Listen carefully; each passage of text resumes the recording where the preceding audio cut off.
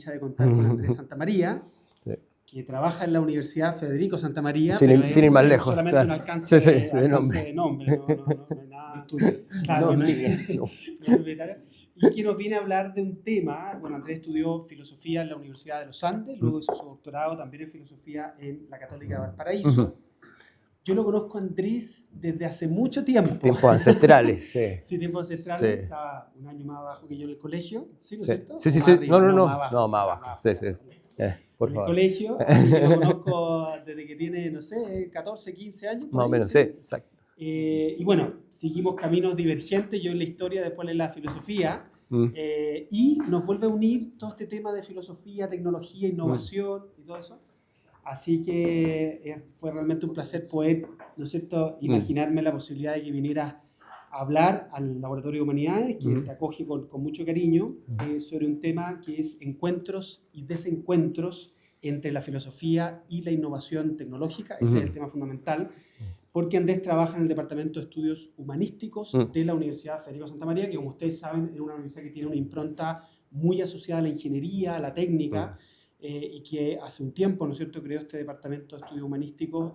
Andrés lleva un tiempo trabajando ahí, y hemos conversado un poco, y él obviamente se sintió interpelado un poco por la impronta de la universidad y su rol como filósofo dentro de esta universidad, que a nosotros como laboratorio nos interesa mucho, porque lo que hace el laboratorio trata de cruzar los ríos y los mares, digamos, Sí. hacia otras facultades, hacia otras disciplinas, y tratar de generar un espacio experimental como este, que permite un diálogo justamente que nosotros estamos intentando fomentar.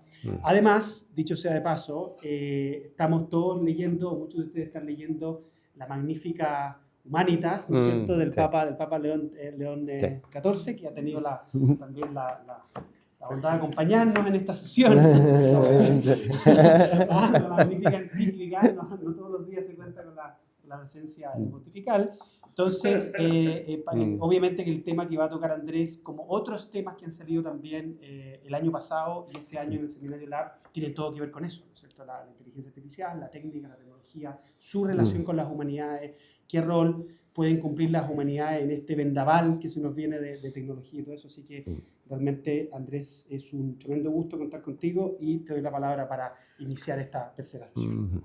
Bien, pues, muchas gracias, José Manuel, y gracias a todos por estar aquí. Y efectivamente, nos conocemos hace mucho tiempo, y en mi caso seguí el camino un poco de la filosofía, de manera con un derrotero que tal vez podría pintar como un poquito ecléctico, porque en cierto modo mis primeros pasos fueron más bien por el estudio de la historia de la filosofía antigua, de los pensadores griegos, justamente.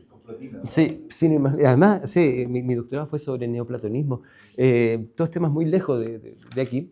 Por ahí un poco con algunas discusiones de filosofía de la educación, también buscando precisamente algún diálogo un poco más interdisciplinario. Y hace 10 años justamente que estoy en la Federico Santa María, y la verdad es que desde que llegué ahí, como que mi pregunta principal fue, bueno, ¿cuál podrá ser el aporte de la filosofía en un contexto como este, ¿no? ¿Qué tiene que ver, qué hace un filósofo en una gran facultad de ingeniería y de ciencias como es la Federico Santa María? Y entonces, prácticamente todo lo que voy a contar aquí son cosas que he ido aprendiendo, digamos, en mi propia investigación en los últimos 10 años más o menos, y que preparando justamente esta charla, como que tuve un poco el placer de mirar un poco en retrospectiva, ¿no? Cómo he ido respondiendo a esta pregunta de qué hace un filósofo en este contexto, ¿no? Y junto con eso, pensando un poco como en el título principal de este seminario, ¿no?, que es el futuro de las humanidades, también creo que he podido observar, digamos, desde una cierta perspectiva más o menos privilegiada, cómo se vislumbra el futuro de las humanidades, ¿no? Y lo que quisiera decir aquí en las ideas que voy a desarrollar es que no, o sea, si bien hay desafíos, hay cuestiones delicadas que hoy día están en el tapete, sobre todo a raíz de la irrupción de la inteligencia artificial y todo eso, Ahí también creo que se abren posibilidades tremendamente interesantes para el trabajo interdisciplinario, ¿no? Y en este caso, lo que voy a mostrar en este título, digamos, encuentro y desencuentro entre la filosofía y la innovación tecnológica, voy a mostrar justamente cómo ha ido evolucionando un poco esa relación un poquito tensa pero ha evolucionado bien, ¿no? Entre la filosofía y la innovación tecnológica o derechamente la ingeniería, ¿no? ¿Qué botón? Ese era el botón. Ahí está. Entonces, como para tener un objetivo en mente, ¿no? Y no sé, no perderme demasiado, digamos, en la cantidad de ideas que vamos a revisar. Lo que voy a hacer más o menos es, podríamos describirlo como una especie de viaje turístico, ¿no? De la filosofía de la tecnología, ¿no? Que es una disciplina filosófica relativamente joven, ¿no? Si consideramos la historia de la filosofía como tal. Creo que el primer registro de un documento que hable ya de filosofía de la tecnología como un concepto consolidado es de 1877, ¿no? El filósofo y, de cierto modo, ingeniero también, alemán Ernst Kapp, que de alguna manera acuña el concepto, ¿no?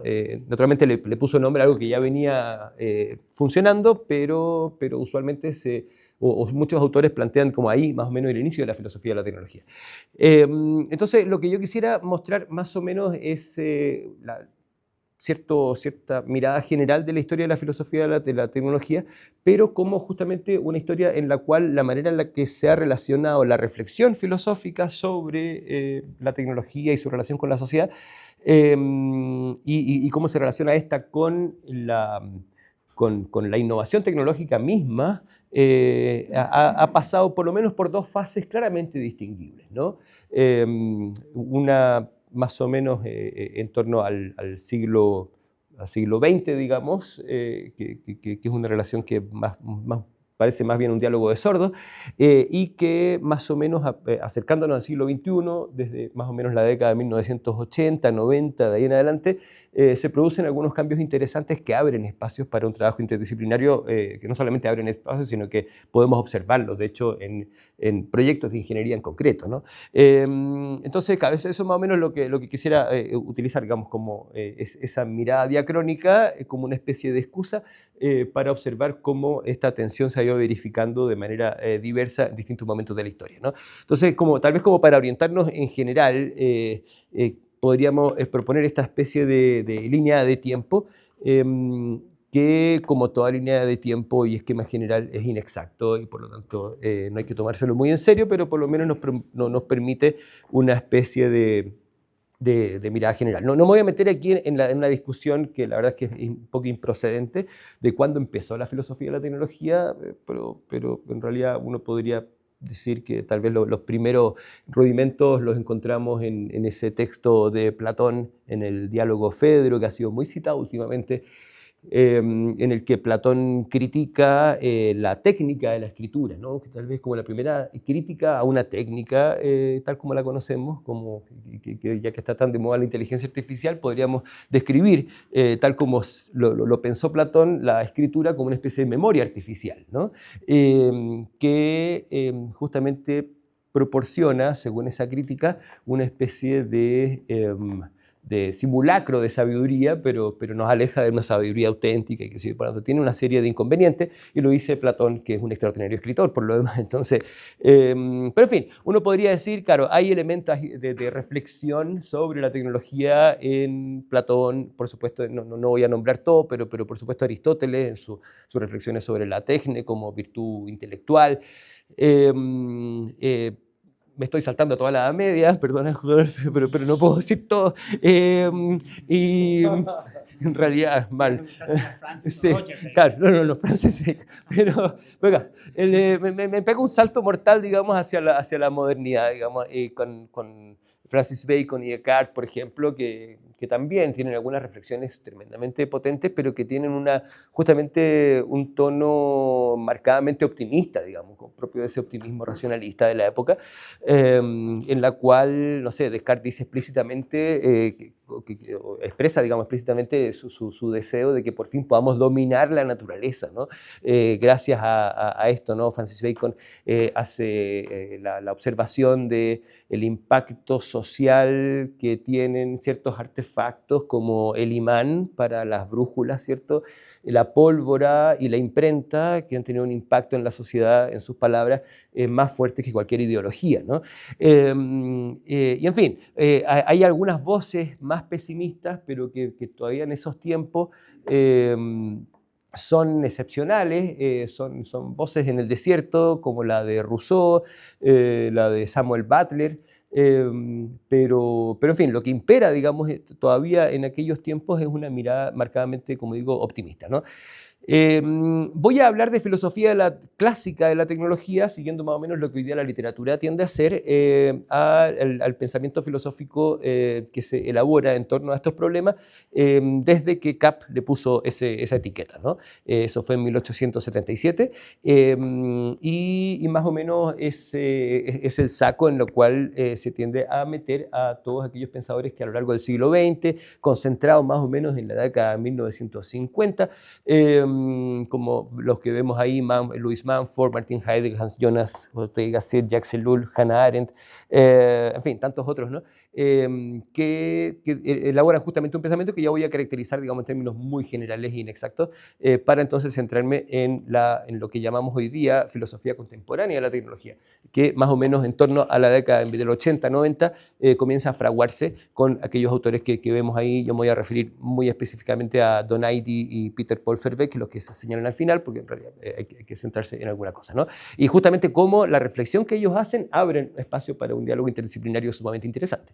Quiero hacer mención, digamos, más o menos al nacimiento de la filosofía de la tecnología como disciplina consolidada poco después de que Kapp le pone nombre, digamos, el ingeniero ruso Peter Engelmeyer hace también una reflexión tremendamente potente que a mí me gusta porque de alguna manera marca la agenda de la filosofía de la tecnología después en el tiempo, ¿no? Dice así como: tenemos que investigar lo que representa la tecnología, los principales objetivos que presentan sus distintas ramas, qué tipo de método usa, dónde termina su ámbito de aplicaciones, qué áreas de la actividad humana la rodean, su relación con la ciencia, el arte y la ética, etc. Es decir, está hablando de que no tenemos solamente que ejecutar, que realizar tecnología, sino que tenemos que de alguna manera ponerle pausa a esta película y pensar qué es lo que hay detrás, ¿no? Desarrollar un cuadro completo de la tecnología en el que analicemos tantas manifestaciones técnicas como sea posible, y aquí está su optimismo, porque la tecnología es la primavera del gran reloj del mundial del desarrollo humano, tremendo.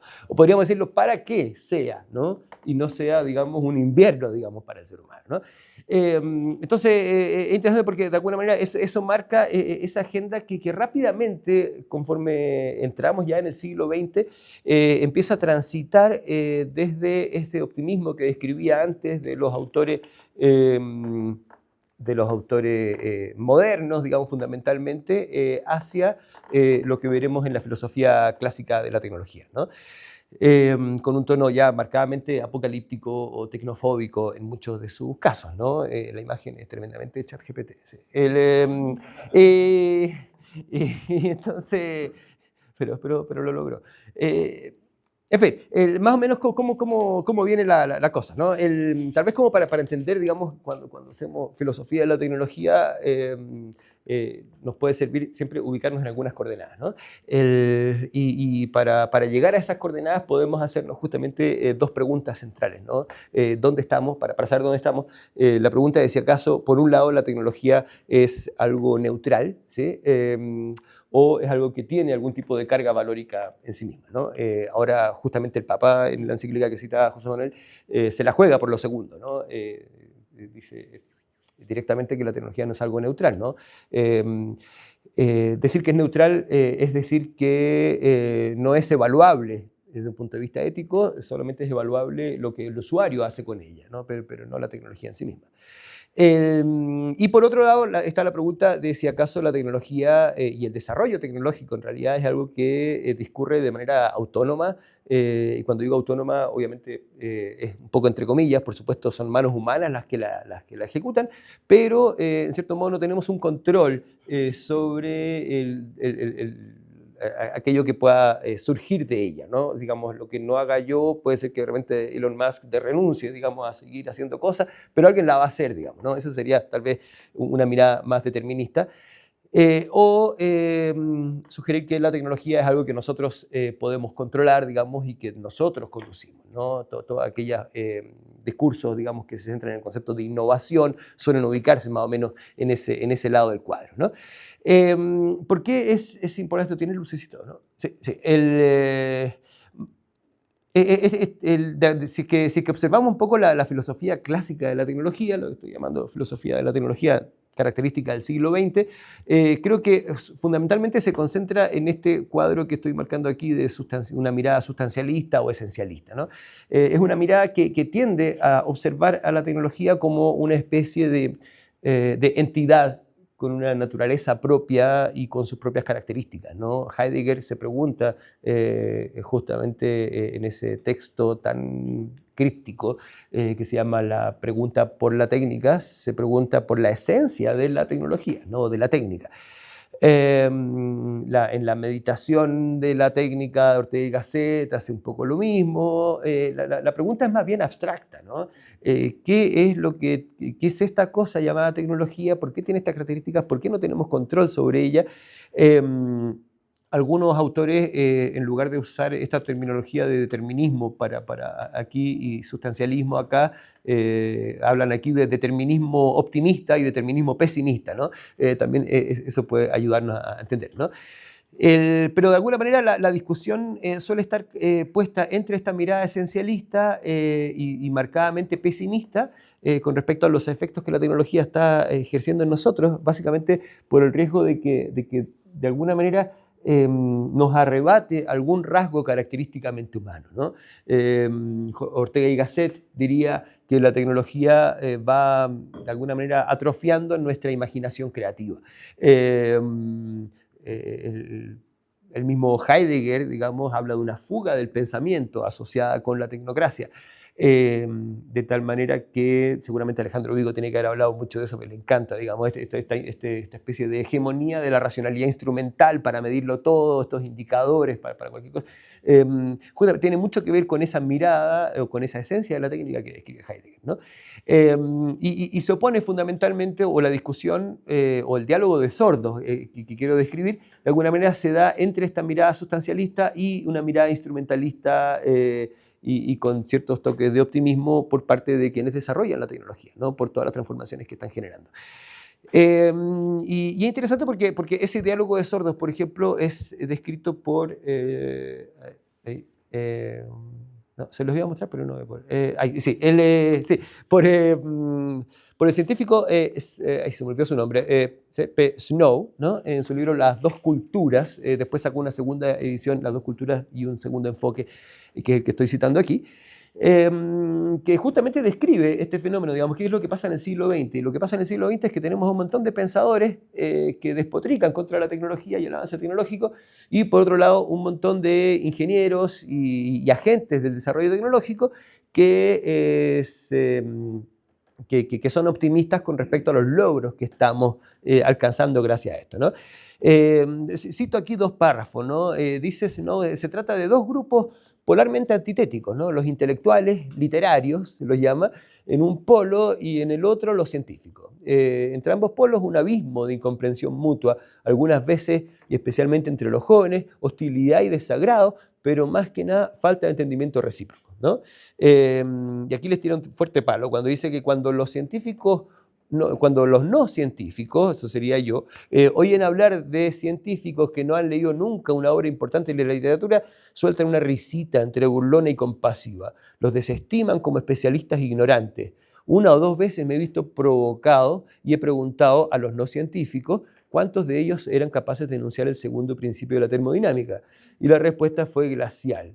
fue también negativa. Y sin embargo, lo que les preguntaba es más o menos el equivalente científico de ¿ha leído usted alguna obra de Shakespeare? Entonces, claro, difícil ponerse a conversar en esos términos, ¿no? Entonces, claro, pero ese diálogo de sordos se da, podríamos decir, como, si lo pensamos en un cuadrilátero, digamos, en una esquina, la filosofía clásica de la tecnología. Aquí justamente noto algunos de sus hitos, esos cuadraditos, esos círculos nada que ver acá, pero en fin, la obra de Kapp, de Engelmeyer, en fin, de Sauer, de Gasset, Louis Mumford, Heidegger, Jacques Ellul, Arendt, Mumford, Hans Jonas con el principio de responsabilidad. Siempre duele, digamos, meter en un mismo saco, digamos, planteamientos que cada uno tiene una riqueza en sí mismo, pero básicamente lo que quiero destacar es esta mirada en la que resuena todavía el eco de la bomba atómica, digamos, como gran caso icónico, digamos, del avance tecnológico en el siglo XX, y que le permite justamente a estos autores, aquí en la foto vemos a Heidegger conversando con Ortega y Gasset, que justamente se plantean, digamos, ciertas preguntas, digamos, y las respuestas nunca son definitivas, y particularmente en esta época, para entender qué tiene de peculiar la técnica moderna y qué condiciones las posibilitaron, la rebeldía, digamos, frente a la idea tal vez un poco ingenua de que la tecnología simplemente es ciencia aplicada, digamos, como si no hubiera una agenda política detrás de eso, el pensamiento de que la tecnología también crea una forma de vida y por lo tanto no es una caja de herramientas que va creciendo, sino que se puede entender de esa manera, y sobre todo esa mirada esencialista que la considera como un gran sistema o como una mega máquina, como la dice Mumford. Siempre mirado de esa perspectiva un poco apocalíptica que piensa un poco en esa deshumanización, ¿no? Pensemos en dos ejemplos tal vez claros de esta época, digamos, que son el caso de Louis Mumford, tal vez uno de los más tecnofóbicos de este tiempo. En su ensayo La técnica y el futuro, justamente él critica, digamos, cómo la tecnología, en lugar de satisfacer nuestras expectativas, las ha terminado agudizando, ¿no? Y en este sentido, el problema se da cuando el avance técnico se produce asincrónicamente, o más bien asimétricamente, con el avance social. Y eso genera en realidad conflicto, frustración, regresión social. Y Hans Jonas, digamos, que centra su atención, digamos, en la bomba atómica y todo el simbolismo también que hay detrás de ella, plantea justamente la necesidad de repensar incluso la ética como tal, digamos. Dice las famosas teorías éticas clásicas, utilitarista, deontológica y la ética de la virtud, ya no alcanzan, digamos, para orientar una acción humana cuyos efectos ya no podemos calcular, ¿no? Entonces, él, haciendo una especie de juego de palabras con el imperativo categórico kantiano, él propone un imperativo tecnológico, ¿no? Que de hecho tiene una formulación kantiana, pero una estructura utilitarista. Es una cosa muy curiosa, ¿no? Actúa de tal manera que los efectos de tu acción sean compatibles con la permanencia de una vida humana auténtica, ¿no? Él está pensando, por un lado, en que la humanidad no desaparezca, pero también que no desaparezca lo que hay de humano en nosotros, ¿no? La autonomía, la capacidad de pensar por nosotros mismos, en fin, la libertad, está pensando él fundamentalmente.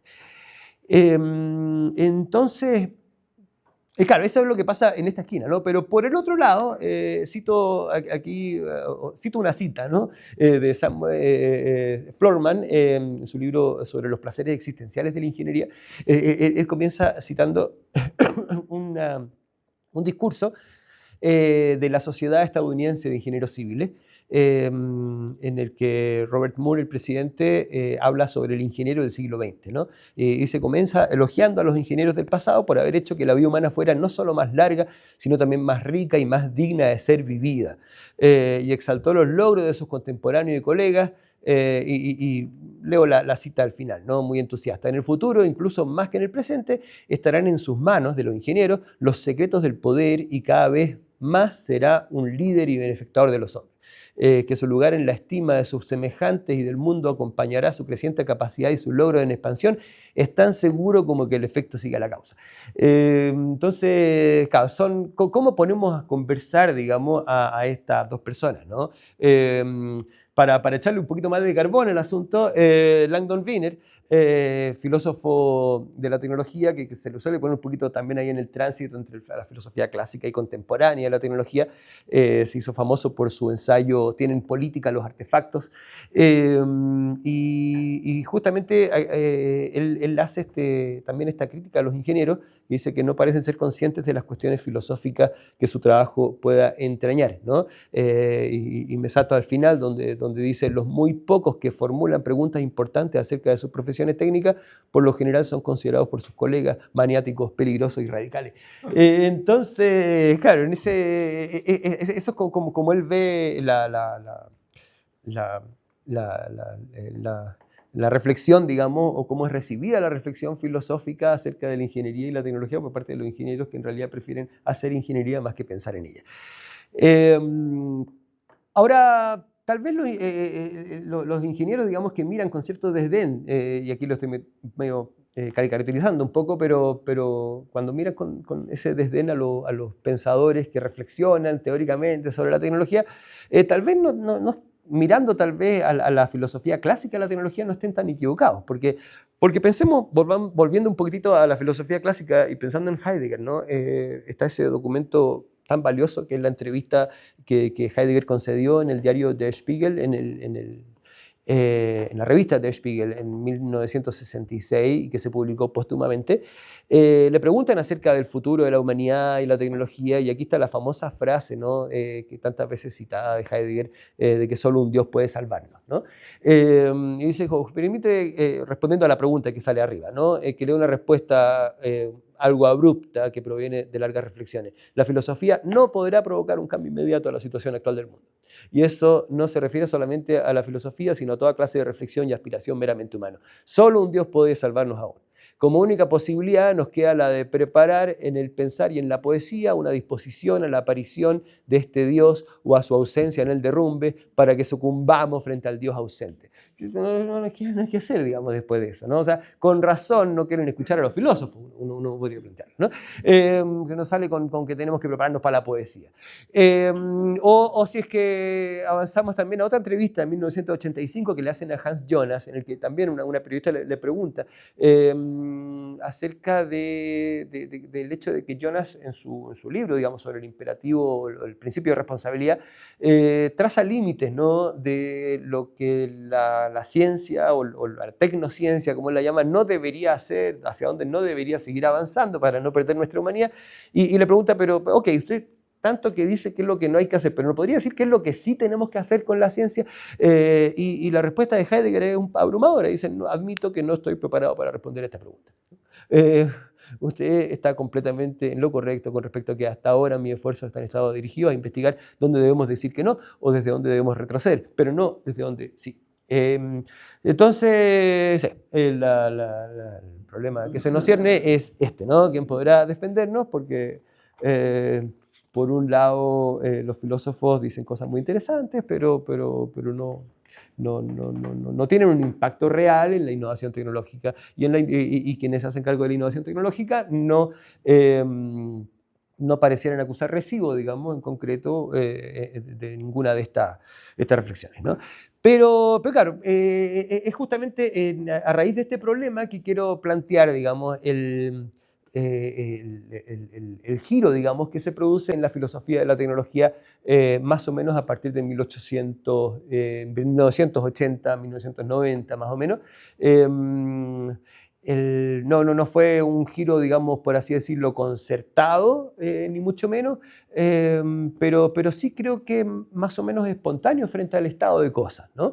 Empezó a tener mucha influencia también el pensamiento norteamericano en la filosofía de la tecnología, con su tal vez rasgo marcadamente pragmático o pragmatista. Las ideas de autores como John Dewey empezaron a hacerse mucho más presentes y fueron recepcionadas por el filósofo de la tecnología que ya venían haciendo carrera hacía un tiempo. por ahí por el año 2000, 2000 y poco, en un par de filósofos que ahora no me acuerdo el nombre, no me acuerdo, pero va a aparecer en una diapositiva más adelante. Se me fue, con K. Pero mirando un poco en retrospectiva, hace esta observación y le pone un nombre a este fenómeno. Habla del giro empírico de la filosofía de la tecnología. La filosofía de la tecnología, tal como se habla de un giro empírico en la filosofía de la ciencia, también experimenta un giro empírico que justamente es una especie de vuelta hacia las cosas, digamos, hacia los fenómenos concretos y hacia la experiencia humana para salir tal vez de las abstracciones de la pura teoría. Eso creo que lo refleja muy bien Nolan Gertz, un autor joven, digamos, en este libro al que le interese Nietzsche y la tecnología. Este libro es para él, ¿no?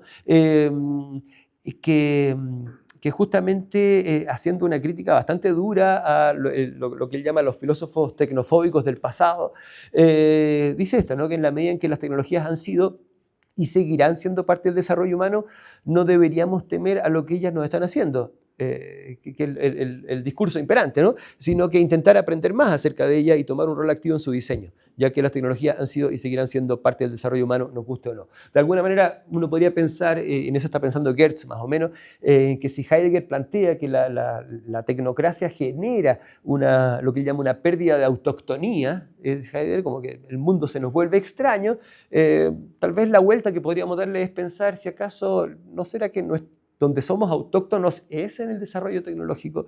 Se puede entender al ser humano sin tecnología, siempre la hemos desarrollado, tal vez ahora adquiere características más singulares, pero no se puede entender al ser humano sin la técnica, ni a la técnica sin el ser humano. Entonces, ¿qué tal si lo estudiamos juntos, ¿no? Y eso es lo que justamente conocemos como el giro empírico de la filosofía de la tecnología, que precisamente describe, digamos, uno de los autores que yo más he leído en este ámbito, que es Peter Paul Verbeek, que la describe justamente como un tránsito en el que pasamos de la filosofía clásica, en la que se analizó las tecnologías, sus condiciones y sus implicancias sociales en términos más bien abstractos, hacia una reflexión de carácter más concreto en el que las nuevas tecnologías son estudiadas en sus relaciones con los seres humanos y las sociedades mucho más en concreto, ¿no? Aquí nuevamente un esquema que hay que tomar con cierta distancia, nos puede ayudar tal vez a hacer un cuadro más comparativo de esto, ¿no? Si que observamos filosofía clásica versus filosofía contemporánea de la tecnología, o de alguna manera siglo XX versus siglo XXI, podemos observar justamente cómo transita desde un examen de las condiciones y los efectos de la tecnología en la sociedad, más teórica, hacia una observación de las tecnologías para comprender las modalidades en las que interactuamos, humano y tecnología, ¿no? En que se da esa relación realmente. Pasamos desde un enfoque en el cual se hablaba de la tecnología como justamente una sola sustancia, hacia un enfoque más concreto en el que en realidad es mucho más que, tal vez más interesante que hablar, o más productivo, que hablar de las tecnologías, o sea, de la tecnología como tal, es hablar de los modelos de lenguaje, ¿no? O de las redes sociales, o en fin, o de internet, o de lo que queramos, ¿no?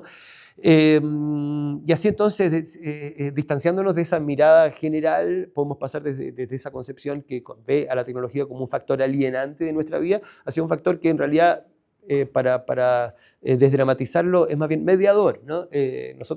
La tecnología opera como mediadora entre nosotros y el mundo, pero no necesariamente en esa mediación hay una alienación, ni mucho menos, ¿no?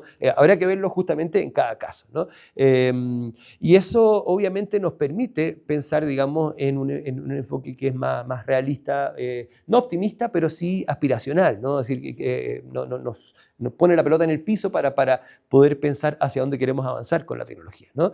Y de esa manera también nos permite transitar desde ese diálogo de sordos, esas dos culturas de las que hablaba Snow, que mencionábamos antes, hacia un espacio en el que se abre la interdisciplinariedad, ¿no?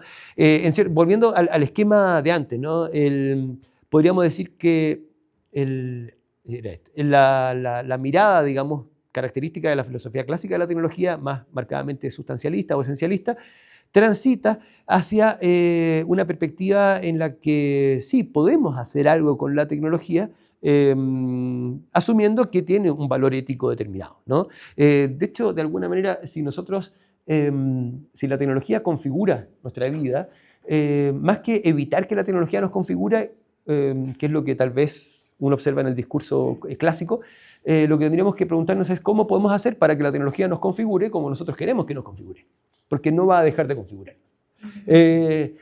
Y eso es lo que estoy llamando en términos muy generales perspectivas sociotécnicas críticas, digamos, como para meter en un mismo saco tal vez todas estas líneas de pensamiento esos Croix y Meijers, los nombres que se me olvidaban antes, observan, digamos, como elementos claves de este giro empírico de la filosofía de la tecnología, desde el pensamiento de Albert Borgman, un heideggeriano que se radicó después en Estados Unidos y se llenó de pragmatismo, ¿no? Bruno Latour, que está muy de moda, Andrew Finberg, aplicando teoría crítica a la explicación de la tecnología y de sus formas de democratización. El feminismo neomarxista de Donna Haraway, su manifiesto Cyborg, Langdon Wiener, que citábamos antes, y también la postfenomenología, que aquí la marco porque en realidad es la línea que voy a mostrar yo, digamos, porque no puedo hacerme cargo de todo, digamos, pero todo esto, digamos, para que le interese, hay mucho ahí que explorar, digamos, ¿no?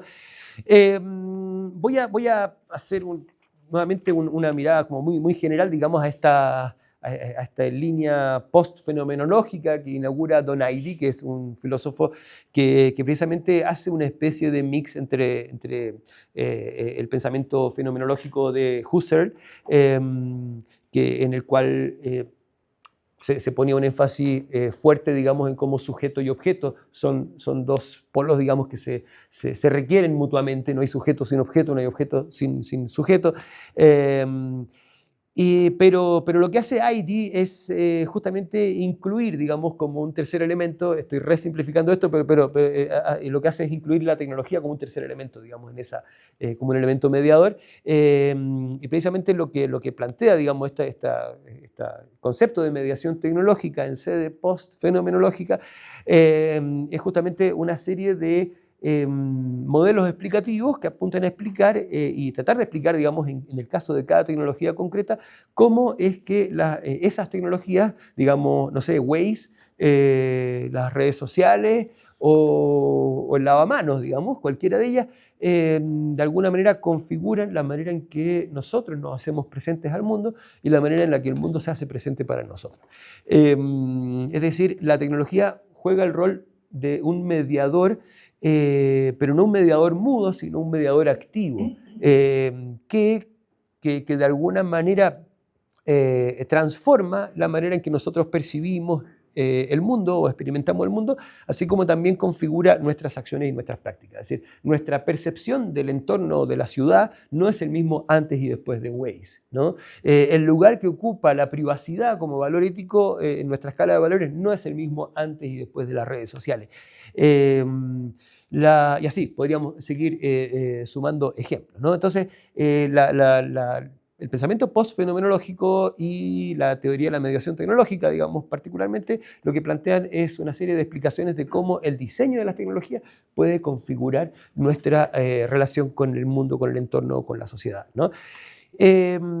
Ahora, lo interesante es que un seguidor de Don Heidi, a quien mostraba antes, que es Peter Paul Verbeek, que también lo nombrábamos, avanza un poco esta idea de la mediación tecnológica hacia la inquietud de, bueno, si es que las tecnologías juegan un papel mediador, es decir, si es que elementos del diseño de las tecnologías median nuestra relación con las cosas,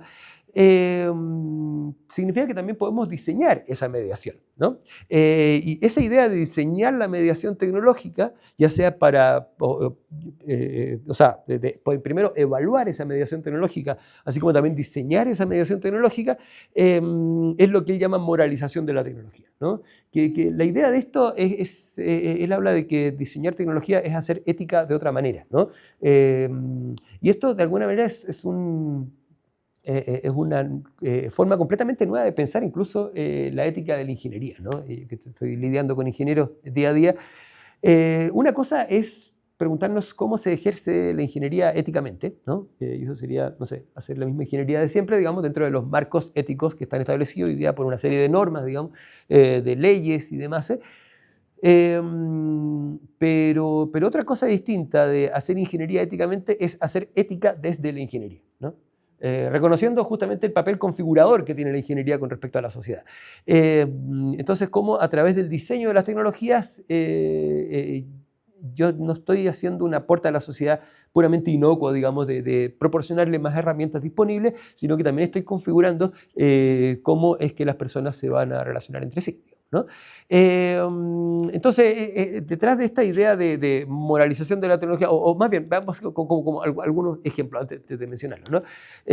Cuando decimos que las tecnologías median en nuestras decisiones, en nuestras acciones, en nuestra forma de relacionarnos con los demás, no sé, pensemos algunos casos típicos de la literatura, ¿no? Sobre todo Bruno Latour, digamos, en un ensayo que tiene que se llama una sociología de algunos artefactos mundanos, pone algunos de estos ejemplos de cómo el lomo de toro es un artefacto, digamos, particularmente interesante de observar porque, en cierto modo, es un artefacto a prueba de humanos y que configura, digamos, nuestras decisiones cuando vamos al volante, ¿no? En cierto modo, casi delegamos nuestra decisión en ese artefacto, nuestra decisión de salvaguardar la seguridad vial, ¿no? Mientras nosotros salvaguardamos el estado de nuestro vehículo, ¿no? Los torniquetes del metro son artefactos de alguna manera que incluyen ciertos valores éticos no solamente como una normativa, sino que en su mismo diseño, ¿no? La norma, digamos, ética que está detrás es paga por el transporte público, ¿no? Ahora, el diseño del torniquete del metro versus el torniquete de las micros nos hablan de eso, pero de distinta manera, ¿no? Uno es mucho más coercitivo que el otro. El torniquete del metro está medio desprestigiado, digamos, desde hace algunos años, pero claro, el de las micros no es tan fácil pasarlo por arriba. Entonces, en fin, ¿se acuerdan cuando los hoteles usaban llaveros todavía? El hecho de que esos llaveros sean así de grandes justamente tiene mucho que ver con la idea de que la gente no se lleve las llaves, ¿no? Que mejor que en el diseño del llavero hacer algo incómodo de llevarse a la ciudad. El sistema Alcoloc que están desarrollando algunas compañías de autos, no sé si alguno vio el primer capítulo de la serie Prometheus, no era Prometheus, no, Pluribus, perdón. Hay una situación muy grave que se da con respecto a esa tecnología, ¿no? Algunos autos que tienen un sistema como una especie de alcotest integrado en el panel que hay que aplicarlo, digamos, para ver si es que el auto se enciende o no, según si tenemos o no hálito alcohólico, ¿no? Si me tomé una cerveza, el auto no prende, simplemente. Entonces, claro, ¿hasta qué punto? O sea, las tecnologías incorporan, digamos, valores, pero justamente es un punto en el cual se puede hincar el diente para intervenir el diseño de las tecnologías, de tal manera de hacernos cargo de los valores implicados en su uso, de alguna manera diseñando esa mediación tecnológica, ¿no? Ahora, es una idea que en los titulares, digamos, suena interesante y ya voy acercándome a lo último, hacer como una bajada un poco más concreta de cómo esto se ha ido verificando en los últimos años, ¿no? No se ha quedado solamente en la discusión teórica de cómo las tecnologías median en nuestra realidad, digamos, el mismo Verbeek tiene un ensayo, un artículo muy interesante de cómo, centrado en el artefacto ¿cómo se llama? El ultrasonido obstétrico, ¿no? De cómo ha configurado nuestra percepción del mundo de una manera súper radical, digamos, particularmente la percepción del proceso de gestación y embarazo, abriéndonos la percepción de cosas que nosotros simplemente no percibíamos antes, ¿no? Pero también abriendo una serie de debates bioéticos que antes también simplemente no tenía sentido plantearse, ¿no? Entonces, hay toda una serie de transformaciones que están asociadas con los valores que se incorporan en el diseño de esas tecnologías. No sé, ahí avanza. Ahí está, sí. Entonces, claro, yo decía que, claro, esta idea de incorporar valores éticos en el diseño de las tecnologías, que justamente es una idea que se da, digamos, en un espacio en el que por un lado, sí, se requiere un conocimiento filosófico de la aplicación, digamos, de la ética a situaciones de la vida contemporánea, pero también conocimientos técnicos que nos permiten abrir la caja negra de las tecnologías, o lo que siempre fue una caja negra para los filósofos, sobre todo durante el siglo XX, que nos permita pensar, bueno, qué tipo de elementos se pueden incorporar en el diseño o para que esto sea más amigable con ciertos valores que nos interesa salvaguardar, ¿no? O dicho de otra manera, ¿cómo puedo traducir ciertos valores éticos? Pensemos en el valor de la privacidad en el requerimiento de diseño de un navegador de Internet, ¿no? En el que por un lado necesito que la experiencia sea relativamente personalizada para que el usuario esté contento, pero por otro lado que sea justo con el usuario y los datos que él está dispuesto a entregar, digamos, ¿no? Entonces, ¿cómo hago? ¿Hasta qué punto incorporar esos valores no echa a perder la máquina? Digamos? Eso requiere, digamos, tener un conocimiento técnico que haga aplicable, digamos, esa idea, ¿no? Entonces, no es llegar y diseñar la mediación tecnológica, sino que requiere anticipar el uso y la apropiación que los usuarios van a tener de ella, ¿no? Pensemos, por ejemplo, un caso muy citado, digamos, de cómo en la primera generación de ampolletas o ¿cómo se llaman? ¿Cómo se dice? Universalmente, soquetes de ahorro energético, antes de que aparecieran las tecnologías LED que usamos ahora, curiosamente produjeron el efecto contrario de lo que se esperaba, ¿no? La idea era que ahorráramos energía, pero sin embargo los usuarios interpretaron que ya no había que apagar la luz, ¿no? Y entonces, en la suma neta, digamos, total, arrojó que estábamos gastando más luz que antes, ¿no? En las primeras generaciones de este tipo de tecnologías, ¿no? Ahora ya las ampolletas LED son tan eficientes que aún así ahorran cuando la dejamos siempre prendida, con respecto a lo que gastábamos antes. Pero lo que voy, no es llegar y decir, ok, hagamos esto, sino que también, bueno, cómo el usuario va a entenderlo, ¿no? Luego, conectar el contexto de diseño con el contexto de uso real. Hay que desarrollar, digamos, una gran capacidad de imaginación moral para ver justamente cómo es que los usuarios van a usar, no sé, la inteligencia artificial, ¿no? Es decir, era perfectamente predecible, digamos, que de la IA generativa iba a salir los fake news, digamos, o sea, ¿cómo se llama? Los deepfakes, ¿no? Y todas esas alteraciones de fotos, etcétera, ¿no?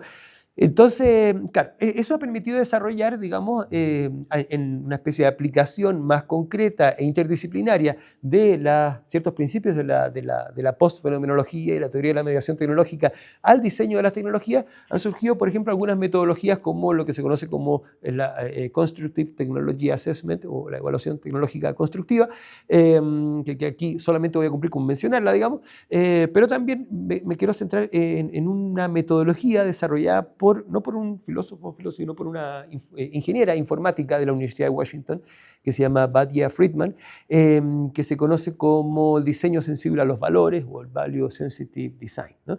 Que más o menos podría resumirse en su idea general en estas ideas introductorias que ella plantea a la hora de explicar esta metodología. Pareciera que estuviera hablando, digamos, como estos filósofos contemporáneos, ¿no? De la tecnología. Dice, la tecnología es el resultado de la imaginación humana, de seres humanos que conciben alternativas al statu quo y actúan sobre el entorno con los materiales disponibles para transformar las condiciones de vida humana y no humana. Hasta ahí todo de acuerdo, ¿sí? Como resultado de esta actividad humana, todas las tecnologías reflejan en alguna medida los valores humanos y recíprocamente los afectan. Y debido a esta relación profundamente arraigada, ignorar los valores en el proceso de diseño no es una opción responsable, y eso es lo interesante que ella plantea, ¿no? Y al mismo tiempo, comprometerse activamente con los valores en el proceso de diseño ofrece oportunidades creativas para la innovación técnica, así como para la mejora de la condición humana. Básicamente, el asunto es este, ¿no? Trasladándolo, por ejemplo, a las problemáticas asociadas con la inteligencia artificial que está tan en boga, ¿no? Como la fiebre del oro, digamos, ahora. Y justamente, claro, está bien, por supuesto, es muy importante reflexionar sobre los riesgos, sobre los problemas que genera, sobre, no sé, la pereza cognitiva que todos estamos observando en nuestros estudiantes y en nosotros mismos, tal vez en alguna medida, que la inteligencia artificial de alguna manera trae consigo. Pero claro, también debiésemos plantearnos de manera tan seria como la otra la pregunta de qué es lo que sí podemos explotar aprovechando las posibilidades de la inteligencia artificial, ¿no? Justamente ayer estuve reuniéndome con un profesor de la Universidad de los Andes, profesor de ingeniería, que está realizando hace años un proyecto en conjunto con gente de la Universidad de Chile para desarrollar una aplicación que se llama EthiCap para el análisis de casos éticos con estudiantes en clase, utilizando herramientas de inteligencia artificial. Por supuesto, no para que resuelva casos éticos, digamos, no para delegarle, sino que es una inteligencia artificial que está entrenada como abogada del diablo, ¿no? Para, de alguna manera, generar una especie de, ¿cómo fue la palabra que utilizaron? Como un discernimiento ampliado. En el que no nos conformemos con nuestro punto de vista y exploremos un poco más allá, pensemos las cosas de otra manera, y además el profesor puede ir mirando de alguna manera medio a tiempo real cómo es que los estudiantes de los distintos grupos están interactuando con esta herramienta y que sí, tiene toda una serie de dispositivos, es una herramienta todavía muy en desarrollo, pero tal como se proyecta, me parece que esa y otros muchos usos de herramientas de IA pueden ser muy favorables, ¿no? Entonces, bueno, pero eso requiere, digamos, pensarlo cuidadosamente, ¿no? Entonces, no voy a entrar aquí en el detalle de la metodología que Batya Friedman desarrolla, pero para mencionar, digamos, algunos detalles interesantes, ¿no? Lo que ella plantea básicamente es una metodología iterativa, le llama tripartita iterativa, ¿no? En el cual, de alguna manera, trabajan simultáneamente y retroalimentándose tres equipos, digamos, o tres investigaciones, la llama ella. Una investigación, voy a ir de abajo hacia arriba, una investigación técnica que tiene que ver con obviamente las posibilidades del diseño de una tecnología. Pensemos para plantear, digamos, un ejemplo concreto, ¿no? La misma Batya Friedman estuvo vinculada con un artefacto con el que nosotros interactuamos a diario, que es ese banner que aparece en las páginas de internet cuando se nos pregunta si aceptamos o no aceptamos cookies, ¿no? Ella desarrolló el año 2002, junto con la compañía Mozilla Firefox, una investigación con esta misma metodología para, de alguna manera, hacerse cargo del problema ético del valor de la privacidad en los navegadores de Internet, ¿no? Entonces, con ello desarrolló la primera versión, cuando Internet todavía era joven, ¿no? Para que el usuario pudiese tener, de alguna manera, control de los datos que proporciona, haciendo la distinción entre datos necesarios para el navegador y los que en realidad son accesorios o hacen simplemente más personalizada, ya sea la experiencia en la misma página web o la publicidad que recibimos, etcétera, ¿no? Entonces, claro, obviamente no es llegar y decir que era un navegador absolutamente privado porque quizás eso no funciona. Entonces tenemos que pensar en las cuestiones técnicas que están detrás, tenemos que pensar en el usuario, ¿no? O más que en el usuario, en los actores en general, los stakeholders, como los llaman, que son quienes mejores pueden hablar de cómo se experimentan, digamos, estas tecnologías en la práctica, ¿no? Entonces hay que hacer un trabajo liderado por las metodologías que conocemos gracias a las ciencias sociales para conocer, digamos, qué es lo que realmente el usuario de Internet quiere, digamos, ¿no? Aceptamos cookies porque en realidad queremos llegar rápido a la página, no por otra cosa. Entonces, bueno, hay que entender esa conducta y también hay que tratar de conceptualizar bien cuáles son los valores que están en juego y hay que tratar de identificar cuáles son los conflictos posibles entre valores, digamos. Frente a ese conflicto, ¿en base a qué criterio voy a privilegiar un valor por sobre otro? Entonces, son tres investigaciones que pueden discurrir a la par para justamente incorporar los valores de manera responsable, sin entusiasmarse tanto por un valor de tal manera que voy a terminar perjudicando a otro, ¿no? Y de esa manera moralizar la tecnología de una manera responsable, ¿no? Más o menos el esquema ella lo plantea así, digamos, como en base a esta investigación conceptual, investigación empírica y la investigación técnica, digamos, en base a digamos, una especie de triangulación que nos permite salvaguardar justamente esos valores, ¿no? Los valores principales que Friedman invita, digamos, Ay, no sé qué, apreté el botón de abajo. Ahí está, sí. Invita a tener particular atención, digamos, porque han sido usualmente invisibilizados en la innovación tecnológica son ese set de valores que vemos ahí, ¿no? El bienestar humano, el derecho a la propiedad, no sé, la privacidad, la libertad de sesgo. Pero en fin, eso es un primer acercamiento que luego ha recibido un montón de desarrollos posteriores, ¿no? A partir de eso, simplemente por citar, digamos, algunos ejemplos, tenemos algunas tecnologías que se han desarrollado gracias a esto. Bueno, los mismos banners, digamos, que luego obviamente después del 2002 han evolucionado muchísimo, pero incluso en la mejora de la última generación de misiles Tomahawk, no sé si la última, la del 2006 en realidad, de los misiles Tomahawk utilizados en la guerra para emplear, digamos, o más bien para poder incorporar como requerimiento de diseño los valores claves del concepto de guerra justa, ¿no? Los valores de la proporcionalidad y la discriminación, de tal manera que el misil permita, incluso con elementos asistidos, digamos, por tecnologías de inteligencia artificial, pueda satisfacer esos valores de mejor manera, ¿no? No vamos a meternos ahora en toda esa discusión, pero es un desarrollo súper interesante. Los usos de robots, digamos, destinados al cuidado de personas adultos mayores, digamos, algunos proyectos de transición energética en edificios patrimoniales, y así estoy citando solamente 4 ejemplos de muchos que se han desarrollado, por ejemplo, gracias a esta metodología, que además es una metodología dentro de otro también set de otras metodologías alternativas que se han desarrollado, ¿no? Entonces, con esto, cuando estamos, y volviendo tal vez al título original, digo, todo esto sobre el futuro de las humanidades, la verdad es que hay futuro, digamos. Estoy observando aquí, por ejemplo, lo que hacen en el laboratorio, en el instituto, digamos, de diseño orientado a los valores de la Universidad de Delft, una universidad técnica, tal como aquella en la que yo trabajo, en la cual hace años ha ido tomando fuerza, digamos, un equipo enorme de gente que trabaja justamente en el concepto de innovación responsable aplicada, digamos, a innovaciones concretas, ¿no? Aplicaciones, y en fin, un grupo de ingenieros trabajando con filósofos, sociólogos, en fin, orientados a eso, ¿no? La misma Batya Friedman, digamos, a quien citábamos antes, en la Universidad de Washington creó, digamos, el Value Sensitive Design Lab, que también desarrollan justamente proyectos en esta misma dirección, ¿no? Y la verdad es que cuando digo que esto abre espacio para la interdisciplina, así como decíamos, el año 1877, dije, aparece por primera vez el concepto de filosofía de la tecnología.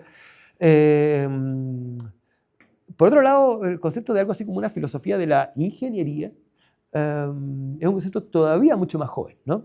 De hecho, quiero equivocarme, digamos, pero me parece que la primera vez que aparece un concepto de ese tipo, filosofía de la ingeniería, en la literatura, es recién en el año 2003, ¿no? En un libro de un ingeniero del MIT, se llama Luis Bucchiarelli, que justamente plantea, digamos, este concepto como una especie de síntesis aplicada de la filosofía de la tecnología, pero que no es menor que desde el año 2003 hasta ahora, solamente por mirar esta colección, digamos, de la editorial Springer sobre filosofía de la ingeniería, en los últimos 20 años se han publicado más de 40 títulos, digamos, ¿no? No es menor que desde que este concepto lo acuña Bucchiarelli. Ay, de nuevo lo apreté. Aquí está.